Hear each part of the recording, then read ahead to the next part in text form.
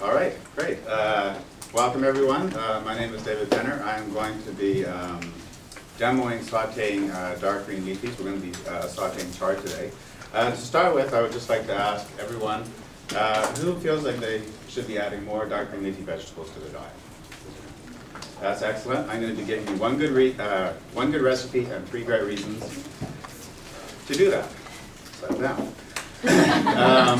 So to start with, I've just got the frying pan going here, and I've just heated a bit of oil there. And I'm going to go ahead and I'm just going to throw my sauteed mushrooms and onions that I sauteed yesterday into the pan. I just want to get those going before I start talking about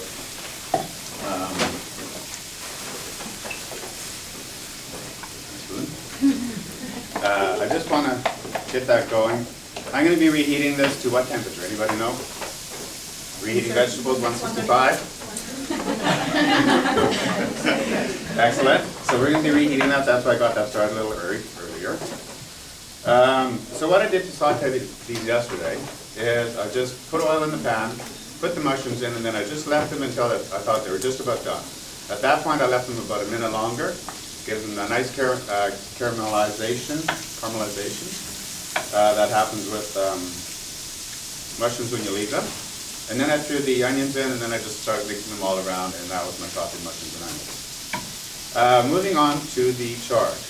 This is going to be one of the 3 great considerations when sauteing chard, and that is choosing your dark green leafies. Now there's chard, there's kale, there's collard greens. You can use all 3 of these. The consideration with chard, or with dark green leafies rather, is length of cooking time. So chard is going to be the most delicate, it's going to cook the fastest. Kale is going to be next, and collard greens come last. And there's actually a bit of a story. The first time I made sauteed vegetables, breathing, right? The first time I made sauteed vegetables, I actually just went to the store.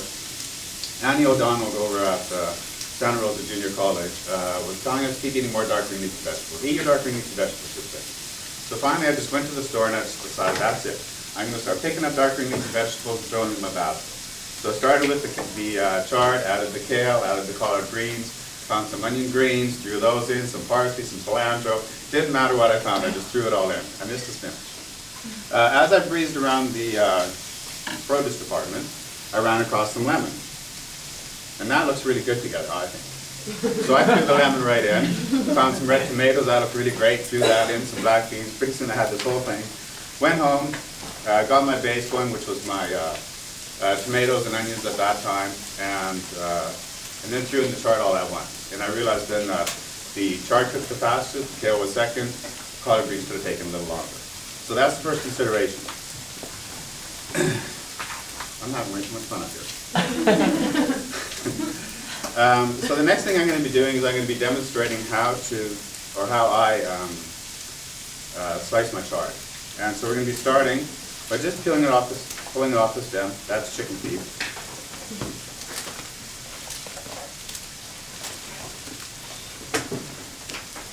This is heating up nicely here. And what I like to do typically is just roll it. One of my little secrets when I cook chard is I like to cut it really thin. And the reason for cutting it really thin is because you don't have to cook it as long. You don't cook something as long, you retain more of the vitamins and minerals in the food. So I just like to roll it up so it's nice and neat, make sure I don't cut my hands. Now I'll probably go cut my hands. And then I just slice, nice and thin. So one of the reasons that I really like eating chard is because chard is really, really high in insoluble fiber. Insoluble fiber is the stuff that you find on the outside of the plant. Typically, insoluble fiber doesn't dissolve in water, keeps the rain out, keeps the moisture in, and chard is a really good source of that. Now, the reason I really love chard, besides the fiber does give us early satiety, as Thomas mentioned in his lecture. The other reason I love it is because it increases peristalsis. Peristalsis is that action that happens when your GI tract moves food along the GI tract, and I like to consider that for a minute. So who knows how long the GI tract is from our anatomy classes? 3 football fields. What was it? The 3 football fields. It's not be football fields, but there is a 3 involved, and it's 30. Isn't it like 25 feet or something? 25 feet. Olivia, you guessed it right, so come on up. You get to help me with my demonstration as a reward. We're just going to keep warming this to 165. You really want me to? I do. Hang on to the end of that. You start walking that away. Let's see what we're talking about here, the GI tract. Increased peristalsis. What are we at there? 21 feet. That's 25 feet. That's the length of our GI tract. And this contraction and relaxation, peristalsis that happens the entire length of this GI tract. And all of that contracting and squeezing and moving this insoluble fiber along is taking up energy, because if you're moving fiber, if you're moving matter in a gravitational environment, that takes energy. And breathe. We're going to actually throw this chart in here already. So it takes energy, and it takes a considerable amount of energy. All of that energy is being fueled by fat. And that's because our body burns fat in the presence of oxygen. You don't even need to believe me. You just go to your elliptical trainer at the gym, climb on the elliptical trainer. That first little portion that you see is the fat burning portion, and that's because our body still has plenty of oxygen. There's lots of oxygen in the cells of our body. There's no demand for our body to have more oxygen, so that's when we're burning fat. As we start increasing our heart rate, as our body starts demanding oxygen, that's when we start burning the glycogen that's in our muscles. So as we're all sitting here today, all of us are just burning fat. But all of this peristalsis, we don't increase our heart rate when all of that peristalsis is going on. We just eat the wonderful soluble fiber, and there we go. We're burning fat and breathing regular, and everything's cool. So this is going to be really helping us burn extra fat in our daily lives, and as we're moving through, this is starting to break down nicely. We're going to get to our second important part of making chard, and that is going to be lemon.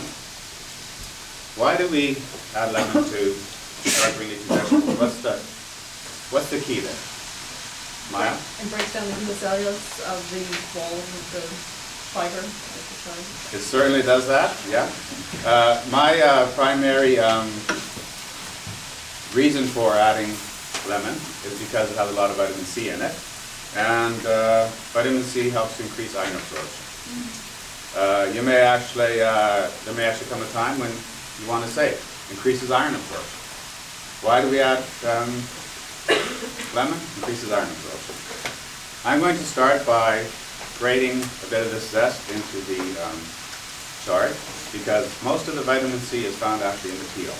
We know about the phytochemicals and eating from different food groups and eating for color and all of those things, and that's some pretty good color that we're going to be eating right there. So I'm just going to be grating that into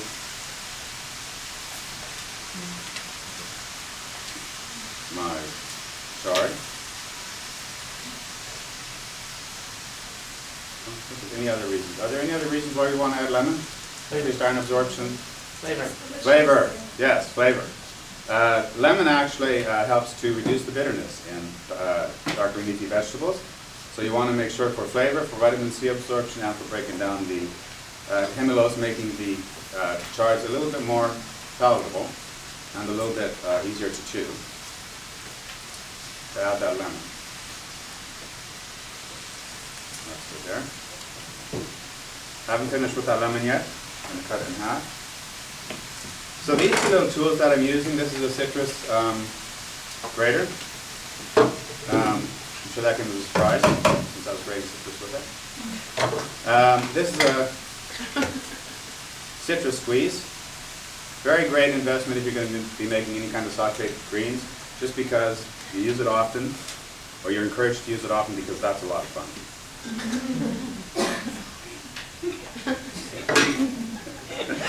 And now we're going to just mix that up.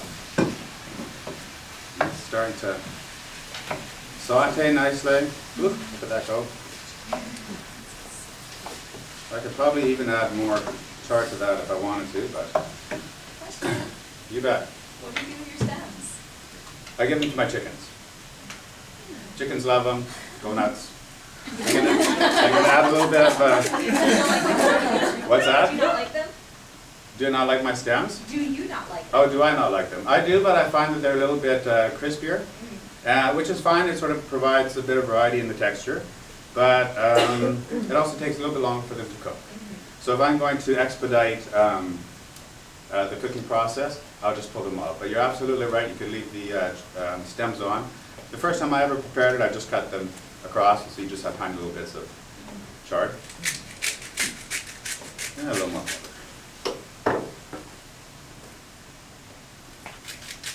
And a little bit of salt. Everyone has their own salt that they use. I just use something that comes from a grinder. Okay, we got one more little point to get to. Chard's getting nice and mixed up here.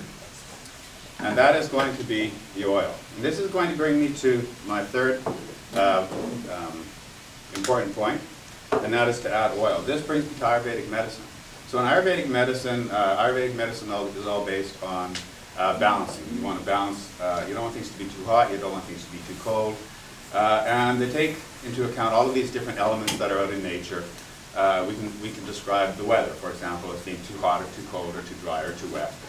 We can also use those attributes to describe things that happen in our own body. We can have inflammation, which means we have too much heat in our body, or we can catch a cold. And so Ayurvedic medicine would sort of like, their practicality would be if it's too hot outside, get into the shade. If it's too cold, put on a jacket, sit by the fire, things like that. So they're all about just sort of like, counterbalancing, the hot with the cold, et cetera, et cetera. So we're going to be balancing out these, the attributes are also contributed to food. So just like we can have inflammation, cold in our body, foods can also be hot and foods can also be cold. Not a big surprise to think that chard is going to be very cool. It's nice and green, there's a lot of moisture, and it sort of makes sense that that has cooling elements to it. So we're going to be warming up that chard with something that's hot, and that's sesame oil. I could probably burn this. It's that hot. You just light it on fire and burn it. So that's sort of like the practicality behind the sesame oil. It also has really great flavor. But we're just going to be warming up the chard with the oil, or we're going to be cooling down the oil with the chard. So, with that in mind, doesn't that smell good? Yes. Yeah. So that is our sauteed chard, ready to be enjoyed. So just a quick question, maybe starting at this end of the room. Who knows one reason why we want to add lemon to our chard? Just raise your hand if you know one reason. And just sort of like, go all the way around. Sort of the idea. And then who thinks they're going to be making this at home? Oh, wait. Excellent. All right, thank you very much for the